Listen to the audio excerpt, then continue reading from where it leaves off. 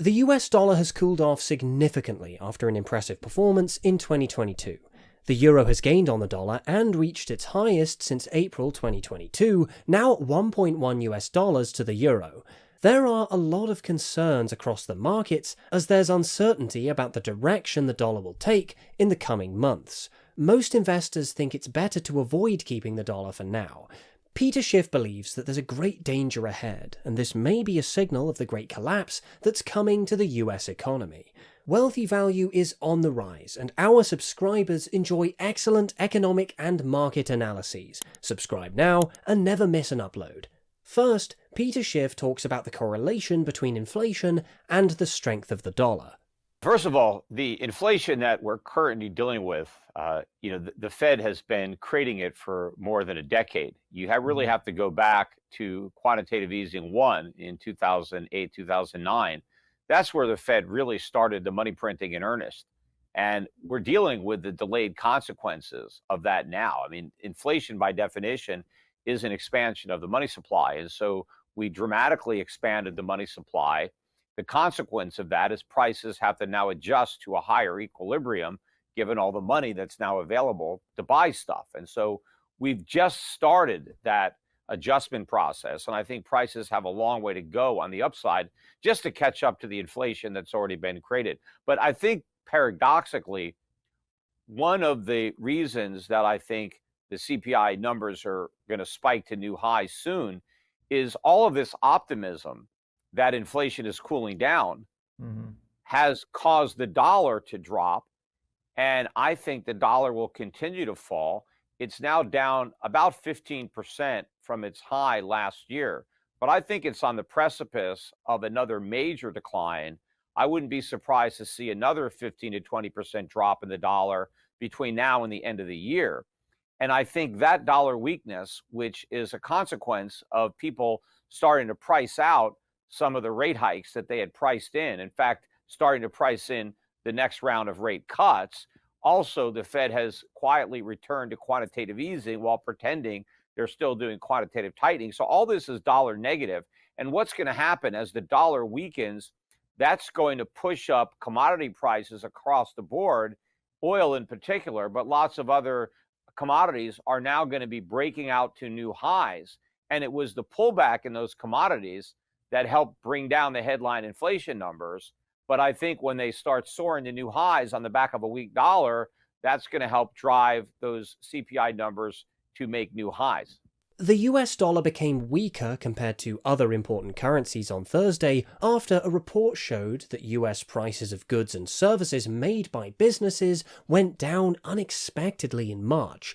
This made people less worried about inflation and less likely to think that the Federal Reserve will raise interest rates more often. The Producer Price Index, or PPI, for final demand measures how much businesses charge for their goods and services. It fell 0.5% last month. In the year ending in March, it rose 2.7%. That was the smallest yearly increase since January 2021 and came after a 4.9% increase in February. The Consumer Price Index, or CPI, measures how much people pay for goods and services. It rose 0.1% last month after rising 0.4% in February, with a decrease in gasoline prices balanced out by a higher cost of renting a place to live.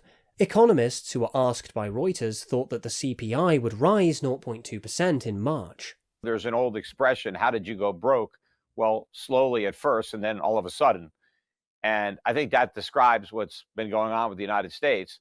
And I think that when the dollar crashes, it's going to happen abruptly. And the dollar's reserve status is going to be lost before anybody realizes that it's happened.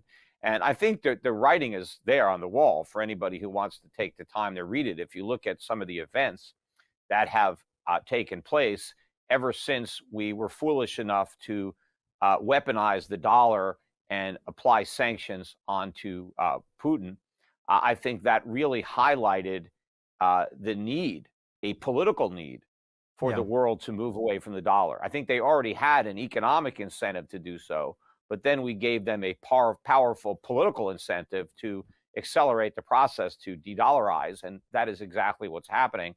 And, most people don't have a clue to the degree to which the United States depends on that dollar reserve status, because our Mhm. whole economy is built around a service sector. But without imports, there's nothing to service. I mean, we're just a gigantic logistics center where we distribute merchandise that we import and then, distribute it to the population. But if we can't import all the goods, well, then there's nothing left to distribute. I mean, the whole thing comes collapsing down. And how do we pay for $1 trillion a year worth of imports with our dollars? That's our trade Yeah. deficit. It's $1 trillion a year in goods. And we pay for it just by printing money. But the money doesn't cost anything to print, it's free. But all those goods require the expenditure of significant resources. Land, labor, capital goes into the production of these goods, and we basically get them for nothing off of the reserve status of the dollar.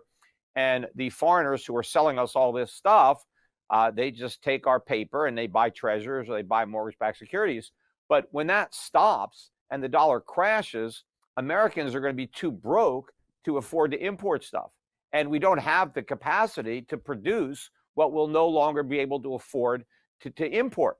And so it's going to be a collapse in the American standard of living. And very few people are prepared for that. It's going to happen. You're going to see it through a massive depreciation in the value of the dollar. The US economy is heading for a rough patch in the next few months, and that could spell trouble for the rest of the world and the dollar's value.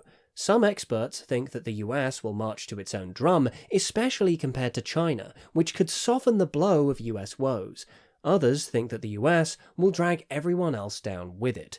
A cheaper dollar could be good news for the US by making its products more appealing to foreign shoppers and boosting its production at home, as well as cutting its trade shortfall.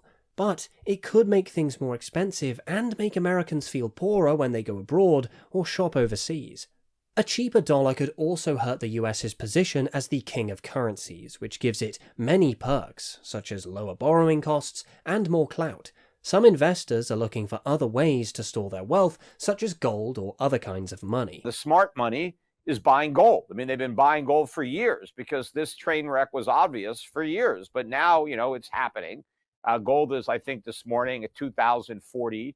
I think it's headed significantly higher from here, multiples of its current price.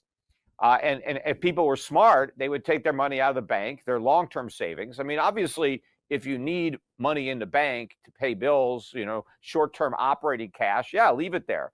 But for longer term, don't leave any long-term savings in the bank because you're going to lose it. Either the bank's going to fail or the money's going to fail. But either way, you're going to lose. So you got to take your money out of the bank and do something else with it. You can buy gold and silver because it's much, I think, safer than owning cash.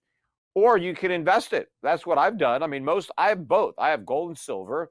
But for myself and my clients, we own good dividend-paying value stocks all around the world.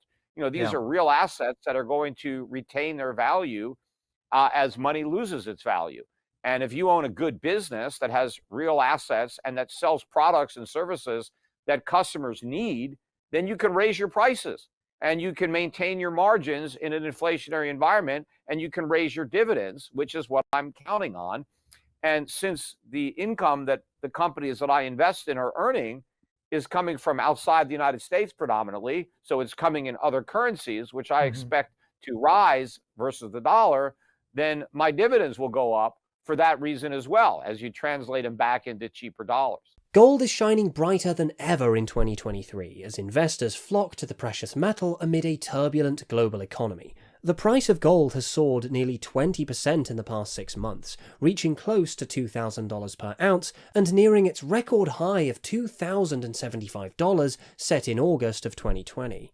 Will gold continue to shine in 2023? Some analysts are optimistic and expect gold to reach new record highs this year. However, not everyone is bullish on gold. Some analysts are more cautious and warn of potential headwinds for the precious metal. They suggest that interest rates may rise faster than expected, the dollar may rebound, and growth may recover. They also note that gold is vulnerable to profit-taking and speculative selling after its strong rally. But for now, the US dollar remains strong and competitive, but the risks are real and investors must take that into account. Don't be left out of the latest scoops on cryptocurrencies and market updates. Be sure to subscribe to the channel now, and we'll see you in the next video.